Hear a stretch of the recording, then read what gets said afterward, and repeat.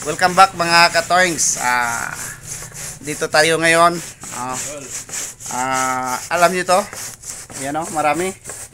So, ang tawag nito ay balinghoy or kamuting kahoy. Tawag nito sa amin, kamuting kahoy, balinghoy. Or kasaba. Masarap to gawin kasaba cake. Diba? Siyempre, kasaba.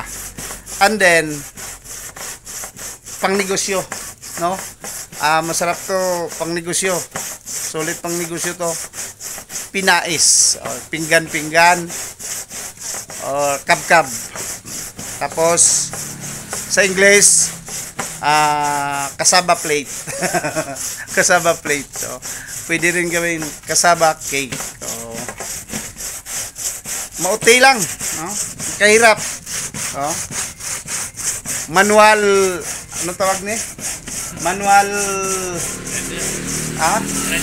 manual grinder, oh.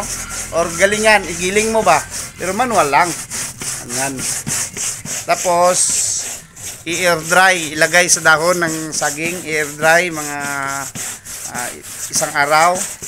And then paksiin, paksiin mo sa dahon, tanggalin ba? Tapos